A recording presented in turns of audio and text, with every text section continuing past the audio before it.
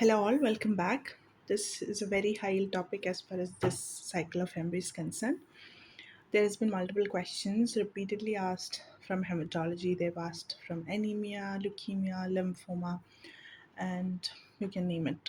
So we'll discuss all the important topics today and some important MCQs as well. So let's get started. The first topic for sure is anemia. Anemia you can classify based on uh, different classification like anemia based on the cause. It can be anemia of chronic disease, acute blood loss. Okay, based on MCV is how you classify them into microcytic, nomocytic, and macrocytic. So what is this MCV? MCV is mean cell volume, which means the normal size of an RBC. So RBC is biconcave disc shaped. It has a central pallor, which is like one third of the normal RBC size. When this there is a discrepancy in this, like either the central pallor is more or the size is less, we classify them into microcytic and macrocytic depending on their size. Normal size is 80 to 100, which is in femtoliter, that is the unit. When it is less than 80, it's called microcytic. When it's more than 100, it's called macrocytic. Now, microcytic is usually microcytic and hypochromic. Now, what does that mean? What does this second word mean? That is hypochromic. That means when MCV is low, you call it microcytic. That means the cell size is smaller than the normal RBC size. What does hypochromic means? That means a hemoglobin concentration per RBC is also less, or your mean cell hemoglobin is low. That is, the central pallor is more than one third. So that is called microcytic hypochromic anemia. Then there is normocytic, nomochromic, and macrocytic. Macrocytic is usually classified into megaloblastic and non-megaloblastic. Now, megaloblast means that their differential is so macrocytic can be megaloblastic and non-megaloblastic. Now, megaloblastic, your two main differentials are vitamin B12 deficiency and folate deficiency. Now, what happens is vitamin B12 and folate are very essential for the DNA synthesis of the RBCs. So, when there is deficiency in these essential nutrients, what happens is there is defective DNA synthesis and you get what is called as megaloblasts. Megaloblasts are like premature cells in the RBC lineage. And one more thing which you get, especially in vitamin B12 deficiency, in the peripheral smear is abnormal neutrophils, abnormally segmented neutrophils, that is called hypersegmented neutrophils. Usually the neutrophils can have multiple lobes in their nucleus. Now, if it's more than 5 to 6 lobes, it is called hypersegmented uh, neutrophils. And that is one more characteristic of vitamin B12 in their peripheral smear. Now let's talk about microcytic hypochromic in detail. The two main differentials are your iron deficiency and thalassemia. You also have sideroblastic anemia and anemia of chronic disease, which we'll discuss. So suppose a lady is coming, young lady is coming with menorrhagia, there is fatigue, and you're doing a CBC, HB comes out to be very low, like say for example 8 or 7, and then you have a differential, and then you get that MCV is low, MCH is low, also MCHC can be low. This is all indicating that it is a hypochromic, a microcytic hypochromic anemia. In peripheral smear, you can confirm that the RBC size is less than normal and the central pallor is more than normal. There can be pencil cells also. So you're highly linking towards iron deficiency anemia. It can be thalassemia trait also, which you have to rule out later. So what you send first is your iron profile. In iron profile, you have ferritin, DIBC, also something called as transferrin saturation. Transferrin saturation will be low in iron deficiency anemia. Ferritin, which is like the stored form of iron, will also be low. And in order to compensate that, the body will increase the DIBC, which is called the total iron binding capacity. Since the iron stores are low, the iron binding capacity will be high. Okay, so that is the picture that you have in iron deficiency anemia. There is something else that you get also, that is RDW more than 15, which is also linking towards nutritional deficiency. That means the red cell distribution width, that is the difference between the largest and the smallest size RBCs in the peripheral smear, will be more than 15. That means there is anisopoikilocytosis. There is different sizes of RBC being formed. Okay, and your closed differential becomes thalassemia. Thalassemia is having a positive family history because the inheritance pattern is autosomal recessive. Thalassemia can be classified based on which gene is defective, which allele is defective. Usually, your adult RBC contains hemoglobin, which has four globin chains, which is alpha 2 and beta 2. That is a normal adult RBC. Now, when there is defect in one of the alleles producing maybe alpha or beta, you have deficiency in the synthesis of these globin chains, and you will have compensatory other forms of hemoglobin that has been formed, either fetal hemoglobin, which is alpha 2 gamma 2, or alpha 2 delta 2, which is HbA2. Now, there can be complete absence of alpha chains also, which is HB parts, and varying degrees. That is why it is called thalassemia major, thalassemia minor, thalassemia intermedia, and there is thalassemia trait also. In thalassemia trait, there is only minor manifestations. There is fatigue, there is anemia, but in thalassemia major, they would be diagnosed at an earlier age itself. They would need multiple blood transfusions along with iron chelation being given to them. So when you send iron profile suspecting microcytic hypochromic anemia in order to rule out iron deficiency, you will get that normal ferritin and the TIBC also will be normal. But what you get is RBC count will be high, because in thalassemia and iron deficiency, one way to differentiate that is called the Menzer index. Menzer index. What is Menzer index? Menzer index is nothing but MCV divided by RBC. Since RBC count is high in thalassemia, MCV by RBC comes out to be less than 13 in thalassemia. You can remember it like thalassemia, that is less than 30. Okay, that is how to differentiate iron deficiency and thalassemia based on the Menzer index. These are two close differentials.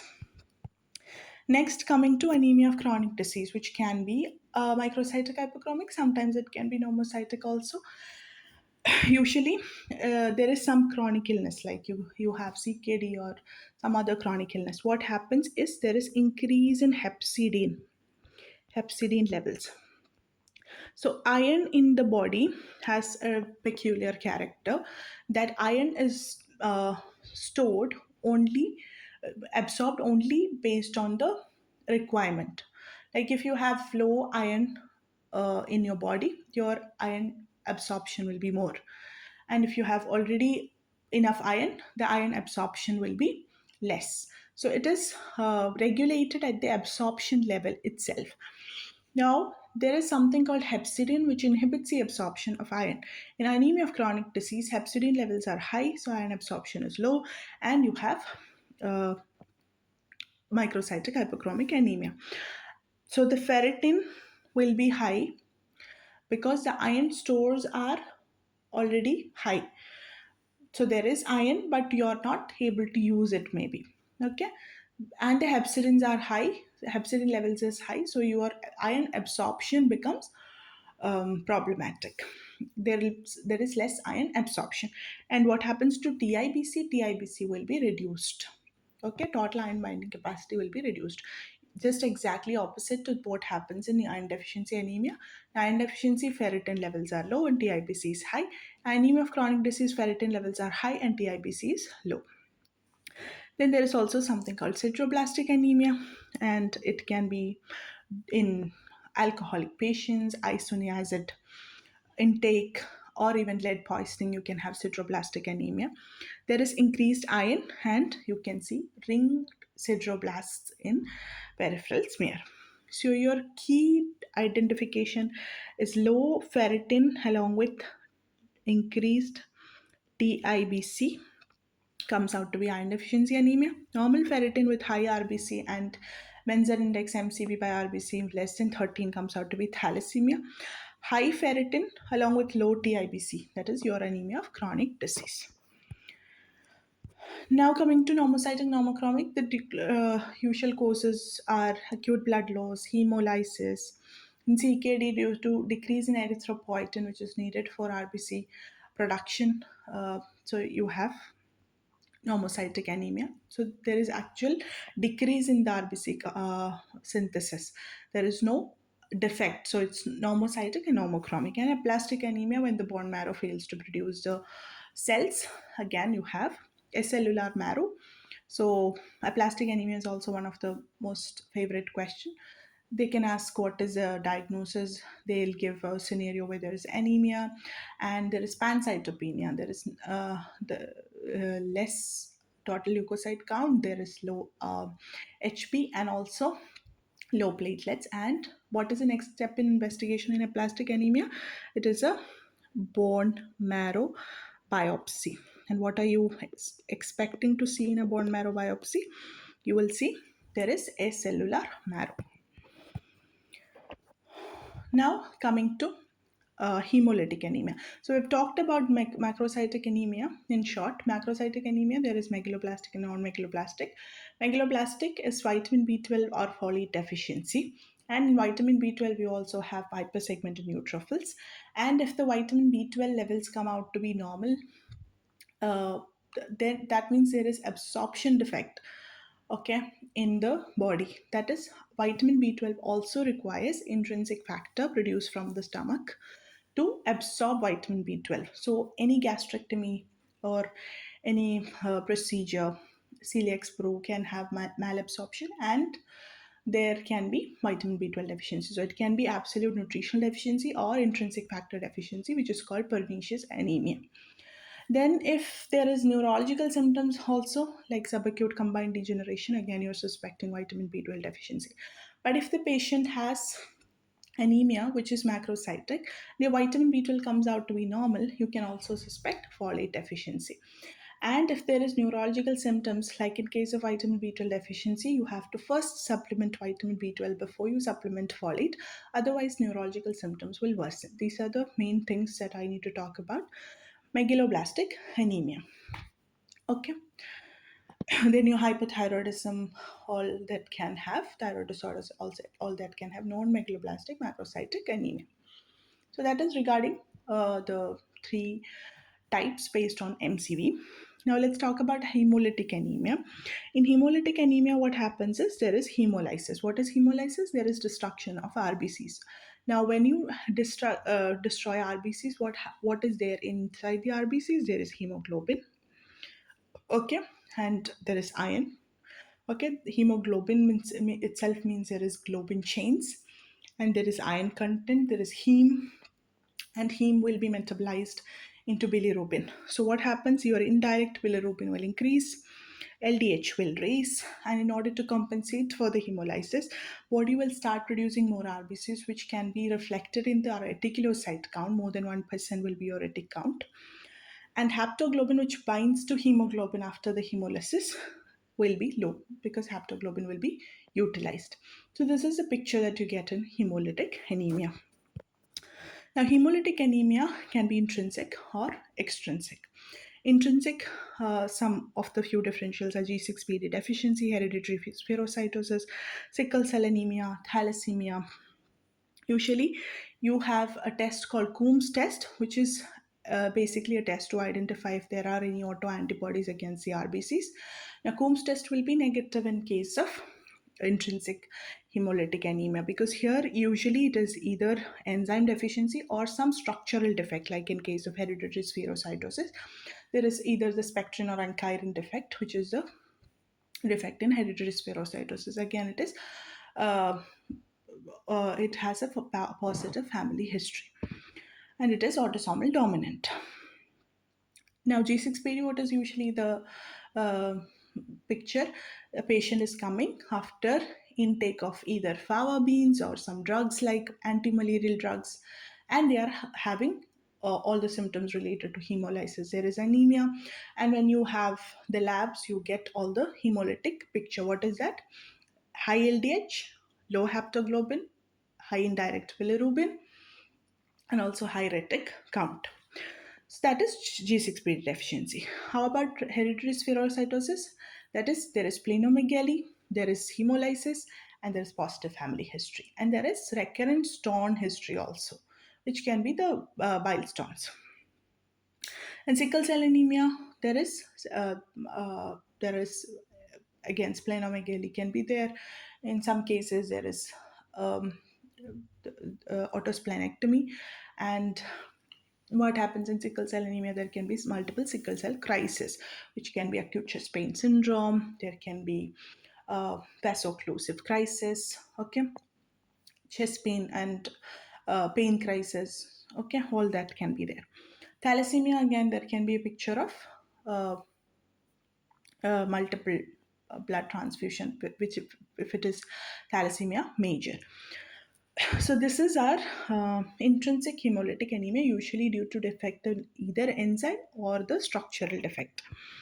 Now, extrinsic defect can be due to autoimmune hemolytic anemia, which is due to the autoantibody. So something else is attacking from outside. So your Coombs will be positive. So it is detecting the antibodies. And there is microangiopathic hemolytic anemia, and the three differentials are DIC, TTP, and HUS. That is disseminated intravascular coagulation, which is like consumptive coagulopathy, which can be happening in case of sepsis or abortion or intrauterine death. Okay, and there is TTP, that is thrombotic thrombocytopenic purpura, where there is some trigger like infection, and then there is neurological plus renal manifestations along with hemolysis. So there is thrombocytopenia, hemolysis, anemia, and neurological manifestations. HUS is hemolytic uremic syndrome, which is also one type of microangiopathic hemolytic anemia. And you have usual association with diarrhea caused by E. coli 0157H7, right? And here in peripheral smear, what you get commonly is called schistocytes. Schistocytes due to the hemolysis. Okay, and then there is malaria also, which is also one type of extrinsic hemolytic anemia. So your clinical clues are spherocytes plus splenomegaly plus family history. Think about hereditary spherocytosis. There can be history of multiple recurrent stones also, renal stones also. Then hemolysis after fava beans or anti-malarial drugs. Think about G6PD deficiency. Schistocytes plus renal failure plus neurological manifestations. Think about TTP. It's one type of microangiopathic hemolytic anemia. And if the neurological manifestations are more, think about TTP. If the renal manifestations are more, think about HUS. And there may be history of preceding diarrhea also. Positive Coombs test with hemolysis. Think about autoimmune hemolytic anemia. Now, coming to aplastic anemia, I told you this is one of the high topic. Aplastic anemia, what is the picture? There is pancytopenia, and what is the next line investigation? You're doing a bone marrow biopsy. What do you get? You get a hypocellular marrow, and the triggers can be some drugs, radiation, or any viral infection. Especially like in sickle cell anemia, there can be a aplastic crisis due to parvovirus B19. So usually the clue is there is pancytopenia with no splenomegaly. Think about aplastic anemia. You do a bone marrow biopsy, confirm that there is acellular or hypocellular marrow. If there is fibrosis instead of hypocellular marrow, you're thinking about primary myelofibrosis. Okay. Now let's come to leukemia. Leukemia, you have acute versus chronic and myeloid versus lymphoid. So you have ALL, CLL, AML, CML. So in acute versus chronic, what differentiates it is the blast count. If it's more than 20% and there is blast crisis, it's called acute. And there is rapid onset. If chronic means there are mature cells and there are multiple lineage cells, then and insidious onset, it's chronic. Okay, so ALL, how do you say? It is usually in children 2 to 10 years of age. Less than 2, more than 10 is having a poor prognosis. TDT is positive, there is CNS and testis involvement. Okay, and okay, usually that is the case. And in ALL also you can have BCR-ABL mutation, but that is having a poor prognosis in case of ALL. Then AML has multiple types. According to WHO, it can be classified into AML M1, M2, M3, up to M7. And there is O roads. O roads are seen in the cytoplasm. AML M3, which is called APML, that is acute promyelocytic leukemia, where there is a translocation 1570, usually presents with DIC, disseminated intravascular coagulation, wherein we have told there is MAHA, microangiopathic hemolytic anemia, hemolysis picture, and it's consumptive coagulopathy. You can have derangement in all of the floating parameters like PTA, PTT will be deranged, fibrinogen will be low, D dimer will be very high. So this is the picture that you get in APML, which is AML M3, one type of AML which usually presents with DIC. And the translocation is 1570. And that treatment for that is called ATRA, all trans retinoic acid. Okay, because it's a PML RARA mutation. So usually the scenario is there is bleeding, DIC, promyelocytes, think of APML or AML. Now coming to CML. CML, what is the picture? There is very high WBC, there is basophilia, there can be eosinophils also high, there is splenomegaly, massive splenomegaly. And they ask what is the next step investigation? Next step investigation is investigating for BCR-ABL mutation, which is translocation 922, wherein you can do a FISH, fluorescent in situ hybridization, to confirm this translocation. And the treatment of choice is tyrosine kinase inhibitor, which is imatinib. Okay. Then there is CLL. CLL also seen in elderly and in peripheral smear. You get a classic cell which is called smudge cell due to increase in that cells when you're doing a peripheral smear. There is an artifact that is called smudge cells. And there is autoimmune hemolysis also. There is no much massive splenomegaly. Okay, that is CLL. And what is the next step investigation? It's a flow cytometry. These are the usual questions that they ask. Flow cytometry. Okay, so you know about ALL, AML, CLL, CML. Okay, ALL usually in children, AML, AML M3 presents with DIC, CML with massive splenomegaly again in elderly, and CLL again in elderly without much massive splenomegaly, and there is smudge cells in the peripheral smear. Now coming to lymphoma, there is two types, Hodgkin's lymphoma, non-Hodgkin's lymphoma. Hodgkin's lymphoma, the characteristic cells is the Reed-Sternberg cell, which you can see here, that is owl eye appearance cells or bilobed nuclei cells, which are called the Reed-Sternberg cells. And there are B symptoms, which is your fever, night sweats, and weight loss. Night sweats and weight loss. Weight loss. Okay.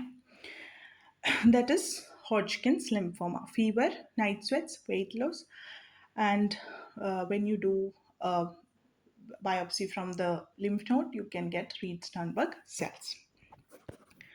Non-Hodgkin's, usually it's extranodal is more common and there are no Reed-Sternberg cell. So painless cervical lymph node and Reed-Sternberg cell, think about Hodgkin's lymphoma. Multiple extranodal sites, think about non-Hodgkin's lymphoma.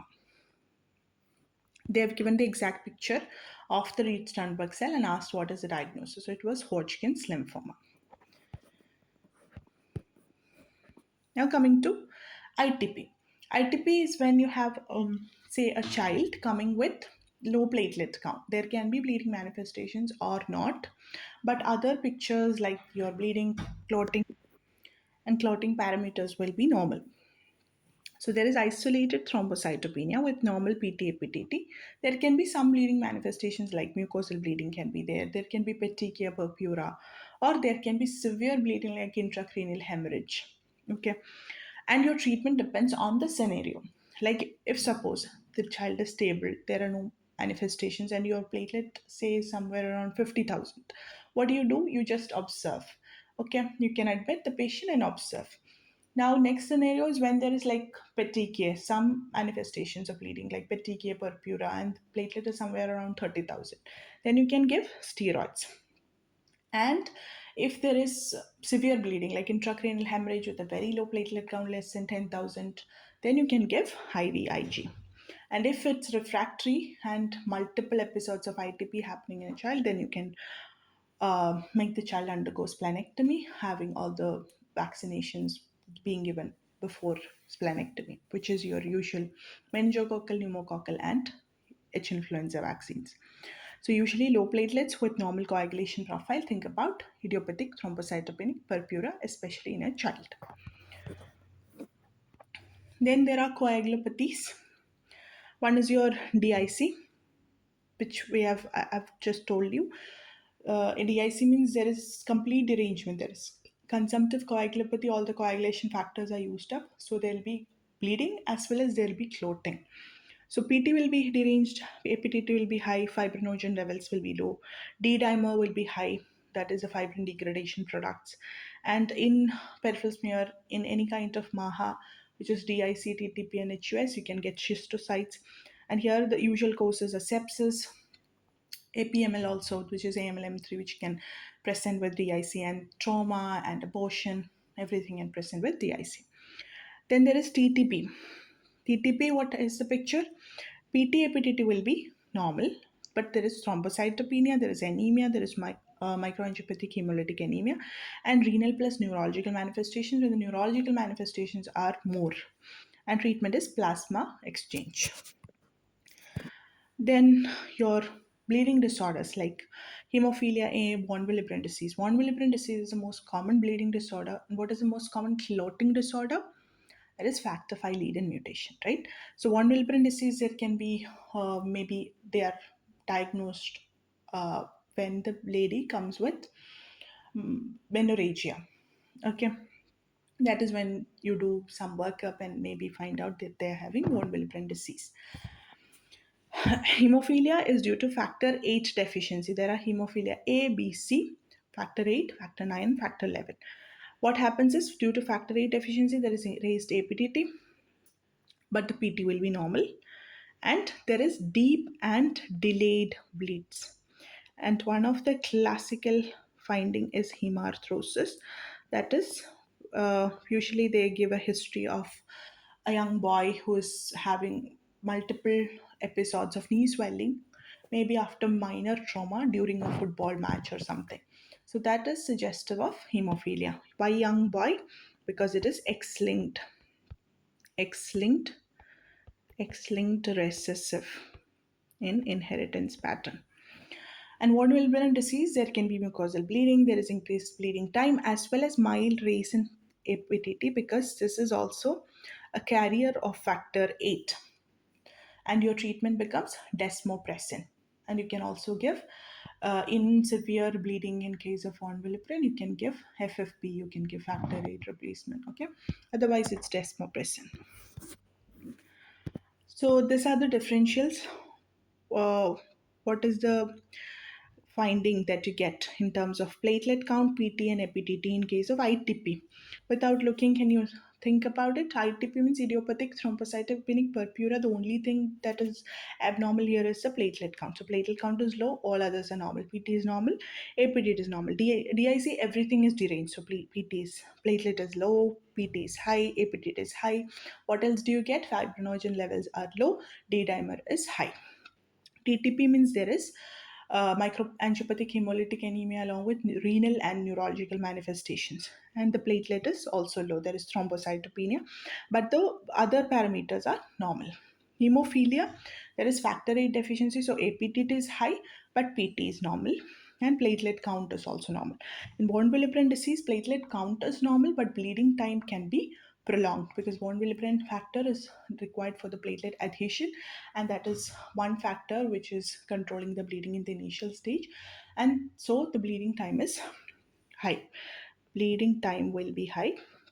Also, there is mild raise in APTT because factor 8 carrier, and PT is normal. So these are some scenarios. Young female with PTK, platelet 20,000, PT is normal. So PT normal with low platelet, think about ITP.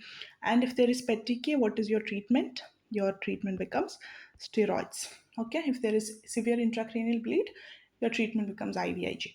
Septic patient with bleeding, raised PT, APTT, low fibrinogen, high D dimer, think about DIC. And the reason for DIC here is sepsis. So you have to treat the sepsis and correct all the coagulation profile. Child with hemarthrosis, raised APTT only. Raised APTT, why? Because of factor VIII deficiency. And deep delayed bleed, multiple hemarthrosis in a young child, especially boy, X-linked recessive with hemophilia A. Elderly with very high WBC, basophilia, splenomegaly. You're thinking about CML. And there is also one thing called leukocyte alkaline phosphatase count, which will be that score, LAP score will be low in CML. What is your next step investigation? It's BCR-ABL mutation testing using FISH. Fever, anemia, schistocytes, renal failure. So fever, anemia with schistocytes. What are you thinking? MAHA, microangiopathic hemolytic anemia, along with renal failure and neurological manifestations. If the renal manifestations are more, think about HUS, which is having a preceding history of diarrhea with E. coli over 15787. Otherwise, with neurological manifestation, think about TTP. B symptoms, Reed-Sternberg cells and multiple lymph node enlargement. Think about Hodgkin's lymphoma. Now let's see some MCQs as well. A 20-year-old woman with menorrhagia, presents with fatigue, HB is 8, MCV is 68. 68 means low because 80 to 100 is the normal. Ferritin is low, TIBC is high. What are you thinking about? Iron deficiency, anemia. Microcytic hypochromic with iron profile showing low ferritin, low TSAT, and high TIBC. Think about iron deficiency, anemia. Look at the other options. What do you get in thalassemia trait? Ferritin will be normal, TIBC will be normal, RBC count will be high. Anemia of chronic disease, what do you get? Ferritin will be high, TIBC will be low. Sideroblastic anemia, again, iron will be high, and there is ringed sideroblast. 22-year-old male has microcytic anemia. RBC count is high with normal ferritin. Peripheral smear shows target cells. This is another thing you find in thalassemia. So that is thalassemia trait. What do you get in iron deficiency? In iron deficiency, your ferritin will be low. TIBC will be high. What about anemia of chronic disease? Ferritin will be high, TIBC will be low. Lead poisoning, there can be sideroblast also in lead poisoning, or can be esophageal stippling. Okay. 65-year-old with rheumatoid arthritis, HB9, normal MCV, high ferritin, low TIBC. So normal MCV means it's normochromic, and HB is 9, but high ferritin, low TIBC. Thinking about anemia of chronic disease. What is a chronic disease here? Rheumatoid arthritis. That can lead to raised hepcidin and low iron absorption. So that is anemia of chronic disease. What you get in hemolysis? You get normocytic, again normochromic. You can get hemolysis picture. What are the parameters that you find? LDH will be high, bilirubin will be high, retic count can be high, and haptoglobin can be low. Aplastic anemia, you get a pancytopenia kind of picture. 30-year-old develops jaundice after eating fava beans. When you think about fava beans, think about G6PD deficiency. G6PD deficiency, what do you get? You get hemolysis. And what are the parameters in the lab? LDH will be high, haptoglobin will be low. There can be bite cells that you get in G6PD deficiency, or Heinz body, and that is G6PD deficiency. Autoimmune hemolysis, what is the picture? You have hemolytic kind of image with positive Coombs test. Spherocytosis, hereditary spherocytosis, there is positive family history with splenomegaly and negative Coombs. Thalassemia, you know already, right? Next, child presents with anemia, splenomegaly, and spherocytes. So thinking about hereditary spherocytosis, family history is also positive. Best diagnosis is hereditary spherocytosis. In AIHA, there is no family history. Coombs test is also positive. In TTP, what is the picture? There is renal plus neurological manifestations with schistocytes and thrombocytopenia and anemia, that is MAHA. And G6PD, intake of fava beans or anti-malarial drugs coming with hemolysis kind of picture with bite cells or Heinz body. Now, patient with SLE develops anemia, direct Coombs test is positive. Direct Coombs test positive means autoimmune hemolytic anemia. Okay, because Coombs test is positive.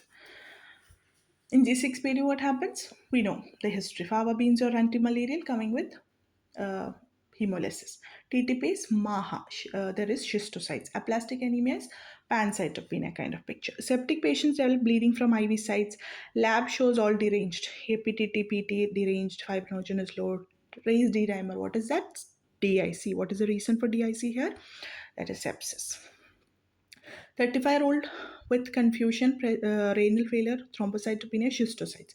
PT APTT is normal. So renal failure, schistocytes, confusions with neurological manifestations. Think about TTP. Okay, that is one kind of MAHA, microangiopathic hemolytic anemia. Now, a 6-year-old boy with hemarthrosis, normal PT, prolonged APTT. What are you thinking about? Hemophilia A.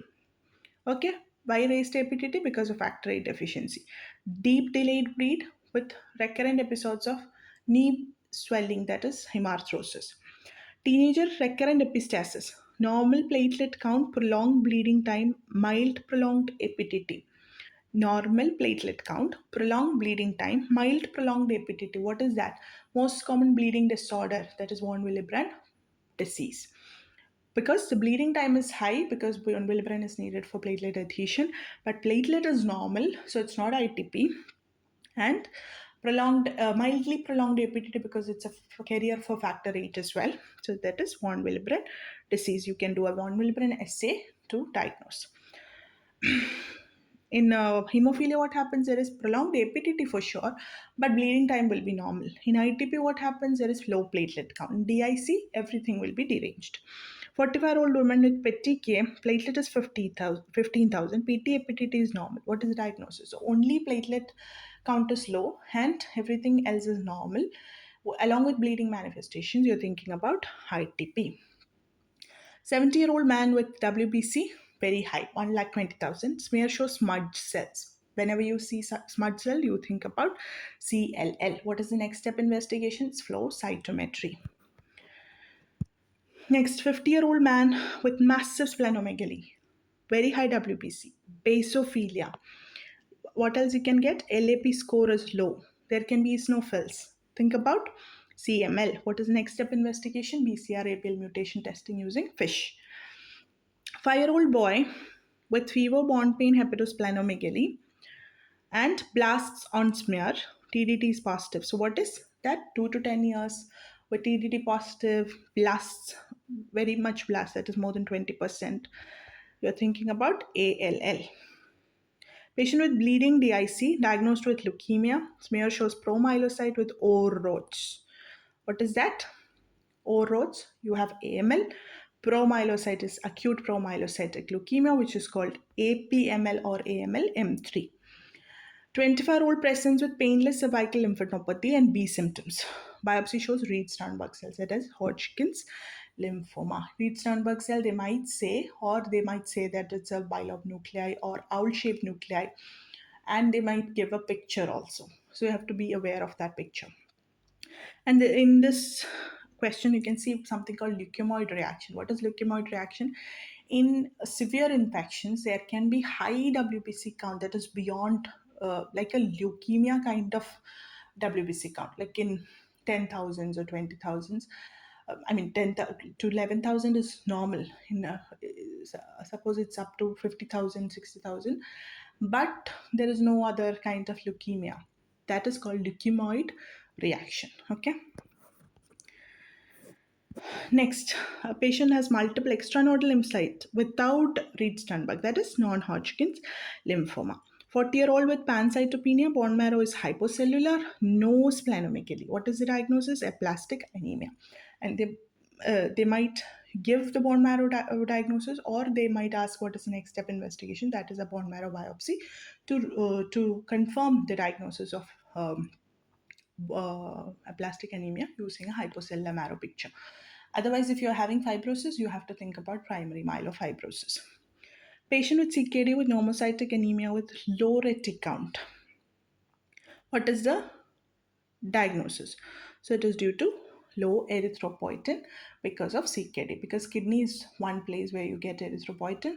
In CKD, there is low erythropoietin and low erythropoiesis. Erythropoiesis means production of RBCs, and that is why retic count will be low. Retic count will be high in hemolysis, retic count will be low in low erythropoietin. Patient presents with anemia, thrombocytopenia, renal failure, neurological symptoms, and schistocytes.